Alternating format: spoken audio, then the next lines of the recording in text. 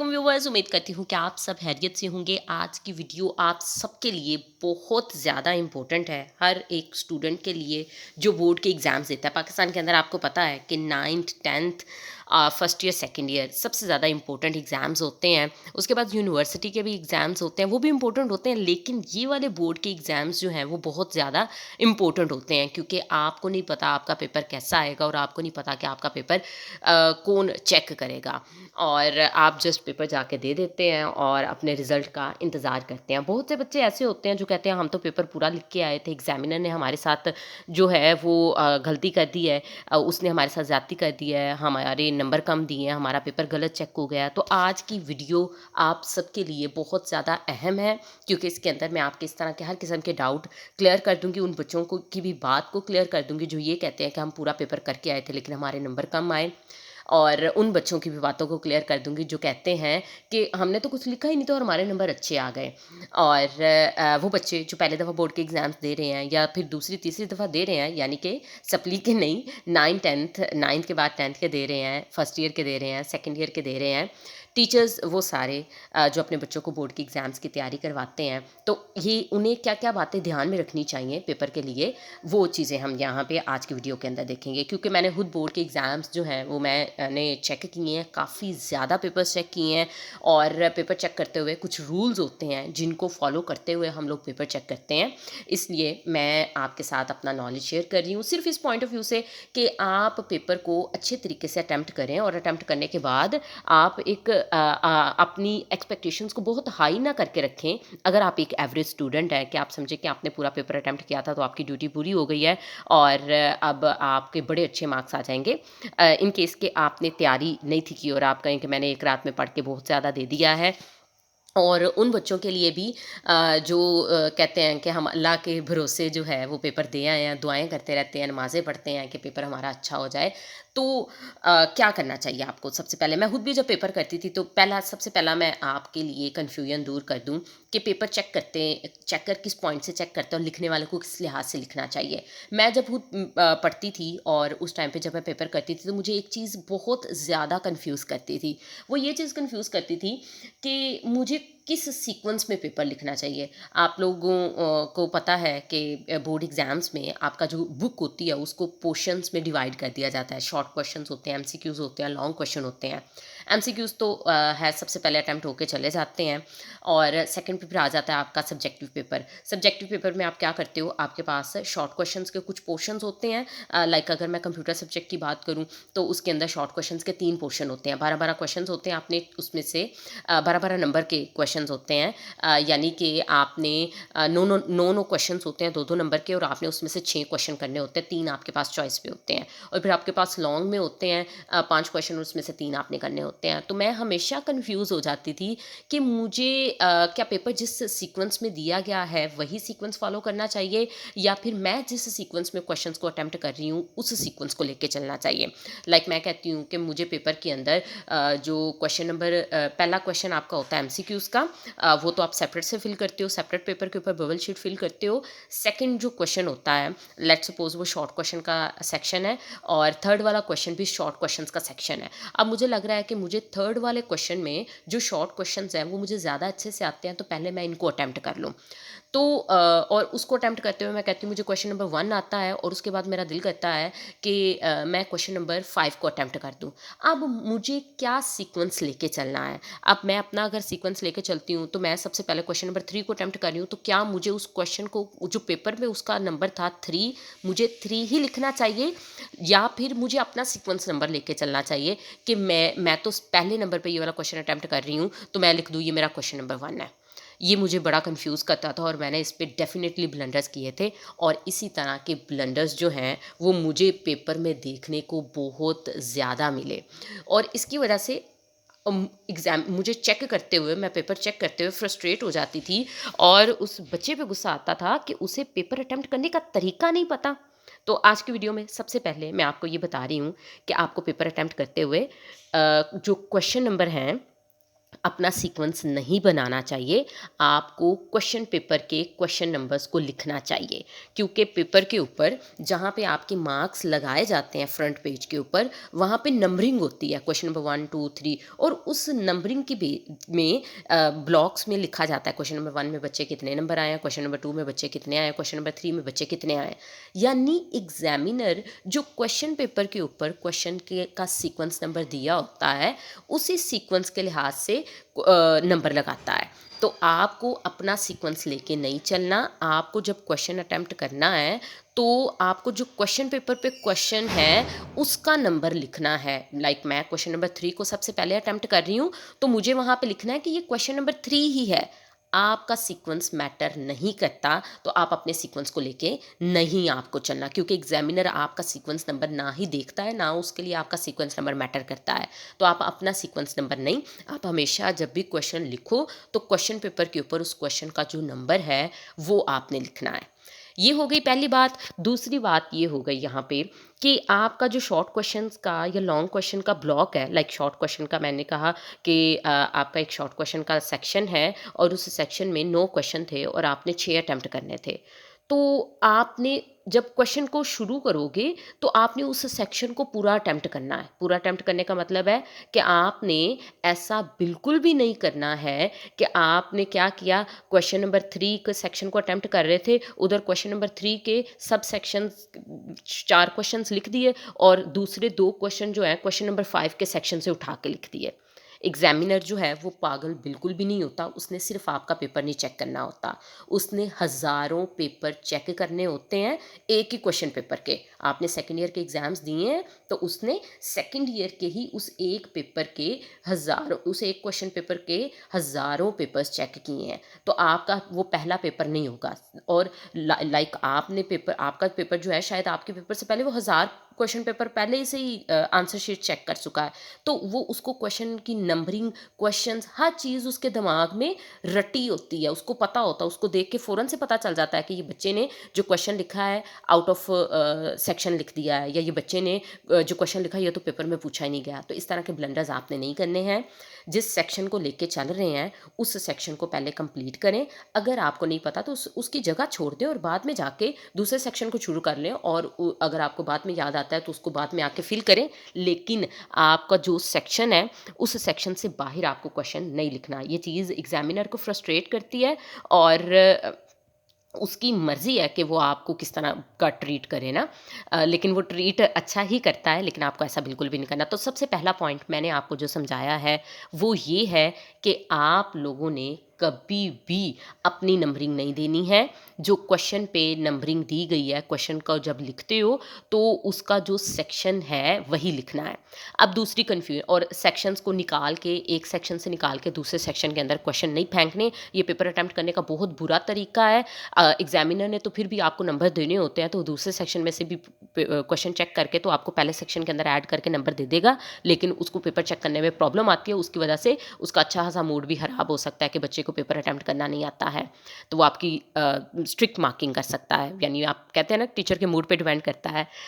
Second जो बात आपने ध्यान में रखनी है वो यहाँ पे ये है, एक तो मैंने बता दिया कि आपने क्वेश्चन नंबर जो पेपर है उसके क्वेश्चंस को लेके जानी है। एक और बहुत इंपॉर्टेंट बात है जो आपको अडॉप्ट ज़रूर करनी चाहिए, स्पेशली उन बच्चों को जिनको पूरा पेपर आता है।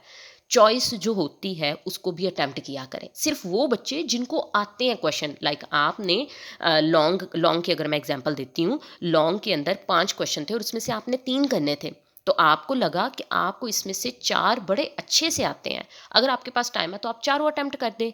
उससे आपको पता क्या फ़ायदा होगा, एग्जामिनर की यानी पेपर चेकर की ये ड्यूटी होती है कि उसने आपका पूरा पेपर चेक करना है। इवन कि आप चाहे कुछ लिख के उसको क्रॉस लगा देते हो, उसकी ड्यूटी है कि उसने वो भी चेक करना है और पूरे पेपर को इवेल्युएट करके क्वेश्चंस देने हैं, मार्क्स अलॉट करने हैं।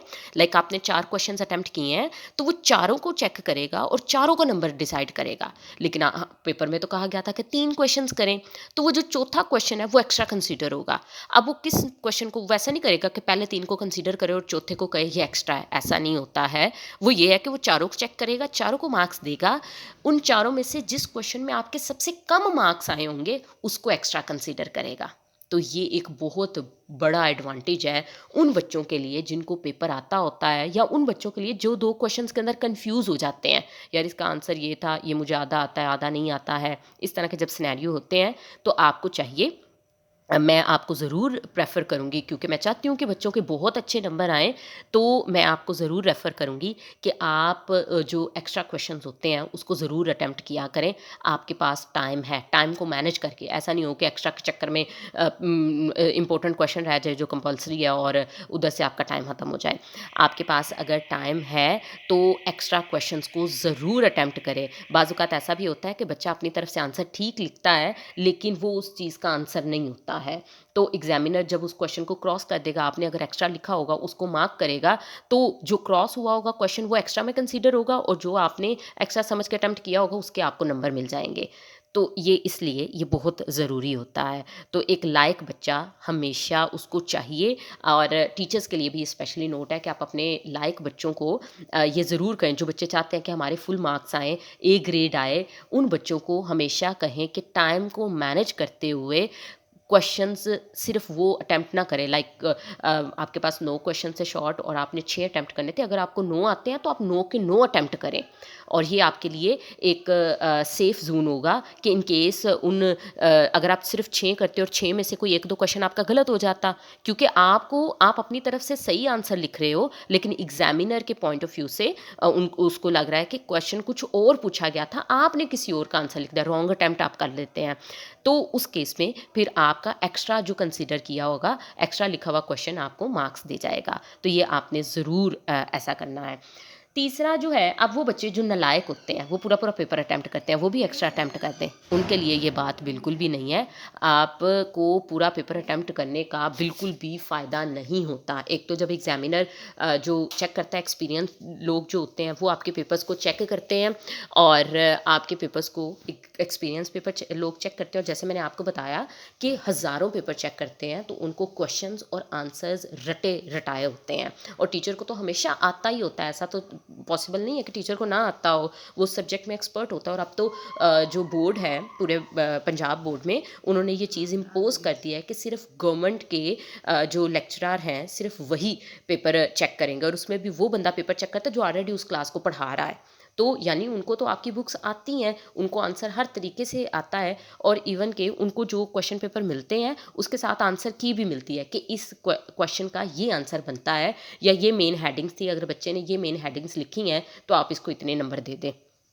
तो इसलिए आप जो नालायक बच्चा होता है, जिसको नहीं आता, ऐसा नहीं हो सकता कि आपने पूरा साल बुक नहीं पढ़ी और आप पेपर में जो मर्ज़ी लिख रहे हैं, आप गाने लिख रहे हैं, आप दुआया अलकबात दुआएँ लिख रहे हैं कि अल्लाह आपको खुशियाँ दे, मुझे पास कर दें, या आप रैंडम वर्ड्स लिख रहे हैं, या आप उर्दू में लिख रहे हैं, अंदर रोमन लैंग्वेज में लिख रहे हैं, और आप घर आके सोचें कि मैंने तो पूरा पेपर अटेम्प्ट किया था और मुझे पूरे नंबर मिल जाएँगे, तो ऐसा बिल्कुल भी नहीं होगा। ठीक है, आपके पेपर चेक करने से पहले वो 1000 पेपर एग्ज़ामिनर चेक कर चुका है, तो उसको पता है कि इसका आंसर क्या बनता है और क्या नहीं बनता, और मैंने कैसे जज करना है। और आपको पता है, मैं यहाँ पे ये बता दूँ कि पेपर चेक करते हुए सबसे पहले ये बात एग्ज़ामिनर्स को बताई जाती है, उनके पास लिखी हुई रिटन फॉर्म में मौजूद होती है कि आपने अल्लाह ताला को हाज़िर नाज़िर जान के अच्छे से पेपर चेक करना है, पूरा पढ़ के चेक करना है, किसी बच्चे के साथ ज़्यादती नहीं होने देनी, और आपने सख्ती भी नहीं करनी। आपने दिल में नरम रवैया रखना है, हमदर्दाना जज़्बात बच्चे के लिए रख के आपने पेपर चेक करना है। बच्चे की मेहनत है, आप गलत मार्क्स देंगे, बच्चे का दिल टूट जाएगा, वो तालीम से दूर हो जाएगा, वो कहेगा नहीं, मुझे तो मेरी मेहनत का उतना मिला ही नहीं है फल जितना मुझे मिलना चाहिए था। तो आप उस चीज़ के ज़िम्मेदार होंगे। आपको दुनिया की अदालत में चैलेंज नहीं किया जा सकता, लेकिन अल्लाह ताला की अदालत में आपको चैलेंज किया जाएगा, तो आपको करना चाहिए। तो हर टीचर की ये पॉसिबल होती है, वो हमेशा पेपर को रीड करके चेक करता है। तो आपको, अगर आप लोग जो हैं वो बच्चे जिनको पेपर नहीं आता और वो पूरा पेपर अटेम्प्ट करते हैं, टीचर चेक करता हुआ इतना फ्रस्ट्रेट होता है और गुस्सा होता है, और उसको वो कहता है कि ये बंदा क्या है, इसने समझा कि एग्जामिनर पागल है कि इसको नहीं आता होगा, तो आप अपना टाइम वेस्ट कर रहे होते हैं इधर उधर की छोड़ के। और उसमें अगर आपको लेट सपोज आपने 6 क्वेश्चंस लिखने थे, उसमें से आपको आते सिर्फ 2 थे, आपने ओवर एफिशिएंसी मारी और आपने 6 के बजाय 8 एक्स्ट्रा भी लिख दिए और 8 क्वेश्चंस अटेम्प्ट कर दिए, और आपने उसमें से सिर्फ 2 सही लिखे थे, बाकी सारे गलत थे। तो ऐसा हो सकता है कि आपने शुरू वाले ब्लंडर किए हैं, तो वो एग्ज़ामिनर देखे और उसको टिक क्रॉस क्रॉस करता जाए और उसमें शायद आपका सही लिखा हुआ आंसर भी क्रॉस हो जाए। क्योंकि क्यों ऐसे चांसेस हैं कि सही लिखा हुआ क्रॉस हो जाए? क्योंकि एग्ज़ामिनर जो है उसके पास इतना टाइम नहीं होता कि वो बड़ी फुर्सत से आपके पेपर्स को चेक करे। उसने हज़ारों पेपर्स चेक करने होते हैं। उसके ऊपर टाइम लिमिट का प्रेशर होता है कि इतनी ड्यूरेशन के अंदर अंदर आपने पेपर्स चेक करने हैं, क्योंकि रिजल्ट भी तो आपको टाइम पे देना होता है। तो वो शुरू के क्वेश्चंस गलत होंगे तो शायद आपका आपने 12 क्वेश्चंस अटेम्प्ट किए हैं और उस 12 में सिर्फ 2 आपके सही थे, बाकी जो 10 क्वेश्चंस के आंसर्स आपने लिखे हैं वो आपने रैंडम वर्ड्स लिख दिए हैं, कोई और क्वेश्चंस के आंसर्स लिख दिए हैं, तो वो शुरू पे आ गए हैं। तो एग्जामिनर तो पहले 6 चेक करेगा क्रॉस क्रॉस, तो वो तो अज्यूम कर लेगा कि 7वां भी क्रॉस ही होगा और 8वां भी क्रॉस ही होगा, क्योंकि इस बच्चे का तो पूरा पेपर ही गलत है। तो इसलिए ईमानदारी से अपनी अहलाकियात को सुधारें और जितना पेपर आपको आता है सिर्फ उतना ही पेपर लिखें। एक्स्ट्रा लिखने मतलब एक्स्ट्रा मतलब है कि आपको जो क्वेश्चन नहीं आता तो उसको बिल्कुल भी अटेम्प्ट ना करें। और हाँ, थोड़ा बहुत आता है तो करें, लेकिन उसको अगर नहीं आता तो एक्स्ट्रा ओवर एफिशिएंट ना बने कि आप ये ना कंसीडर करें कि चेक करने वाला पागल होगा। टीचर पागल नहीं होते, चेकर पागल नहीं होगा, उसको वो सारा कुछ आता है तभी वो उस पोस्ट पे बैठ के उसको चेक कर रहा है। एक आम बंदा आपके पेपर नहीं चेक करता है, जो उस कैलिबर को रखता है वही चेक करता है। तो इसलिए इस चीज़ को आप ध्यान में रख लें, आपको ओवर अटेम्प्ट करने की ज़रूरत नहीं है। ओवर अटेम्प्ट मतलब कि रॉन्ग अटेम्प्ट करने की ज़रूरत नहीं है। और एक्स्ट्रा भी लिखने की चौथी बात जो मैं आपको बता दूँ, आपसे क्वेश्चन की मेन थीम पूछी गई है तो आप मेन थीम ही लिखें। आप अगर क्वेश्चन के अंदर लिख देते हैं इधर-उधर की बातें और बाद में आके एंड पे मेन थीम लिखते हैं, ये भी ठीक बात नहीं है। एग्ज़ामिनर ये नहीं है कि आपसे मेन थीम 2 लाइन्स की थी और आपने कहीं पे सुना हुआ था कि एक मिथ है कि कम से कम इसका आंसर एक पूरा पेज तो होना ही चाहिए। तो आप आएँ-बाएँ-शाएँ लिखें, अंदर 5वीं लाइन पे जाके मेन थीम लिखी या ऊपर भी आएँ-बाएँ-शाएँ लिखी है, नीचे भी इंट्रो आएँ-बाएँ-शाएँ लिख दिया, यानी इंट्रो लिख दिया, एक्स्ट्रा लिख दिए हैं। तो एग्जामिनर चेक करते हुए फिर आपके क्वेश्चन को इवैल्यूएट नहीं कर सकेगा। देखें, 12 लाइन्स का आपने आंसर लिखा है, उसमें 2 लाइन्स आपकी ठीक है, तो एग्जामिनर तो कहेगा कि अगर मैंने ऊपर वाली भी इतनी लाइन्स को क्रॉस किया, नीचे वाली भी इतनी लाइन्स को क्रॉस किया, अब मैं इस क्वेश्चन के कैसे इसको पूरे नंबर दे दूँ? अगर कोई और क्वेश्चन देखेगा तो वो तो पूछेगा, जब इतना क्रॉस हो रहा है तो आपने पूरे नंबर कैसे दे दिए हैं? तो वो फिर आपका नंबर डेफिनेटली कटेगा। तो अगर मेन थीम सिर्फ 2 लाइन्स की थी तो फिर 2 लाइन ही लिखें, आपको एग्जामिनर पूरे नंबर देगा। वो पेपर को लेंथ की बेस पे जज नहीं करता है, वो पेपर को सिर्फ देखता है कि रेलिवेंट आंसर लिखा है। अगर रेलिवेंट आंसर लिखा है तो पूरे नंबर मिलेंगे। कहीं पे भी हार्ड एंड फास्ट रूल नहीं है, ना ही एग्जामिनर को गाइड किया जाता है कि आपने इस क्वेश्चन के पूरे नंबर नहीं दिए देने। आप बिल्कुल फेयर होके लिखते हैं, एग्जामिनर आपको फेयर होके देता है। ये भी एक मिथ है कि लॉन्ग क्वेश्चन में पूरे नंबर नहीं मिलते। हाँ, लॉन्ग क्वेश्चन में पूरा नंबर आपको नहीं मिलेगा। पूरा नंबर सिर्फ़ उस बच्चे को मिलेगा जिसने बुक से हट के लिखा हुआ है। यानी आप अपनी बुक्स को रट्टे लगा रहे हैं, आपके पास सिर्फ़ उतना लिमिटेड नॉलेज है उस चीज़ के रिलेटेड जो बुक के अंदर मेंशन था, तो फिर आपको पूरा नंबर नहीं उसको मिलेगा। अगर आप उसके अंदर रेलेवेंट लिखते हैं और वो मटेरियल भी लिखते हैं जो बुक के अंदर नहीं लिखा हुआ, आपने इंटरनेट से स्टडी किया, किसी और बुक से स्टडी किया, उस टॉपिक को ज़्यादा डिटेल में कहीं और से स्टडी कर लिया है आपने, तो आप एक्स्ट्रा आपके पास अपने टीचर से भी ज़्यादा नॉलेज है और वो रेलिवेंट है, आपने उस टॉपिक को किया हुआ है, तो आप उसको करते हैं कि टीचर देख के अशश कर उठे कि वाकई ये बच्चे को ये वाला टॉपिक आता था और ये दूसरे सब बच्चों से ज़्यादा अच्छे मार्क्स डिज़र्व करता है, तो आपको पूरे मार्क्स अलॉट कर दिए जाते हैं। वैसे कोई हार्ड एंड फास्ट नहीं है कि लॉन्ग में पूरे नहीं दिए जाएंगे। आर्ट है तो नॉर्मली प्रैक्टिस होती है कि अगर बच्चे ने एज इट इज़ बुक वाला लिख दिया है, अच्छा लिखा है, तो उसको 7 नंबर मिल जाते हैं। लेकिन अगर बच्चा बुक से एक्स्ट्रा लिखेगा, यानी रेलिवेंट लिखेगा और वो बातें भी लिखेगा जो बुक के अंदर नहीं है, उसने एक दो दूसरी बुक्स को भी स्टडी किया है, इंटरनेट से भी डाटे को कलेक्ट किया है और उसके अंदर ऐड किया है उसके रिलेटेड ही, तो उसको पूरे नंबर मिलेंगे। इंग्लिश और उर्दू के अंदर थोड़ा सा होता है कि उसके अंदर जैसे इंग्लिश का ऐसे हो तो उसके अंदर है कि 500 वर्ड्स का कम से कम होना चाहिए। अगर आप उससे कम लिखोगे तो फिर आपके नंबर कटेंगे। अब जो है ये बातें मैंने आपको बता दी, मेरी वीडियो काफ़ी ज़्यादा लंबी हो गई है और ये मेन बातें थी जो मुझे बतानी तो इसके अलावा और भी बहुत सी थी। एक और मैंने आपको बतानी है कि दुआएँ कभी भी मेहनत के बगैर रंग नहीं लाती। आप जितनी मर्ज़ी दुआएँ पेपर के अंदर लिख दें, एग्ज़ामिनर कभी भी उसको रीड करके आपको नंबर नहीं देगा। क्या आप कहें आपको अल्लाह का वास्ता है, आप कहें मेरी अम्मी फ़ौत हो गई हैं, आप कहें कि मेरे अब्बू को फ़ालज हो गया है, या इस तरह से कुछ भी कहें, तो एग्ज़ामिनर कभी भी नरम दिल इस सिचुएशन में नहीं होता है। दुआएँ बगैर मेहनत के रंग नहीं लाती, यानी अल्लाह ताला भी उन्हीं की मदद करते हैं जो अपनी मदद आप करते हैं। अगर आपने मेहनत करके लिखा नहीं है तो आपको दुआओं के इवज़ उसके मार्क्स नहीं मिलेंगे, वो आराम से क्रॉस हो जाता है। बल्कि ऐसे बच्चों के लिए यूएमसी बनती है, अनफेयर मीन्स केस। अगर एग्ज़ामिनर चाहे तो वो बोर्ड वालों को एक एप्लीकेशन लिख के फॉरवर्ड कर सकता है और उसकी बेस पे आपको अगले 3-4 साल के लिए बोर्ड के पेपर्स देने से रोक दिया जाता है। लेकिन एग्ज़ामिनर ऐसा नहीं करता, वो आपके साथ नरम रवैया अपनाता है और वो जस्ट क्रॉस कर देता है और दिल में कहता है अल्लाह ताला इस बच्चे को हिदायत दे दे कि ये मेहनत करे, एवें ही लिखने से नहीं मिलता। और पेपर के अंदर आपको बिल्कुल भी नहीं लिखना चाहिए, ये एक तो गलत इंप्रेशन होता है और दूसरा मैंने आपको बताया कि आपके ऊपर अनफेयर मीन्स केस का केस हो सकता है, जिसकी वजह से आपको 4 साल के लिए बोर्ड से पेपर देने से रोक दिया जाएगा।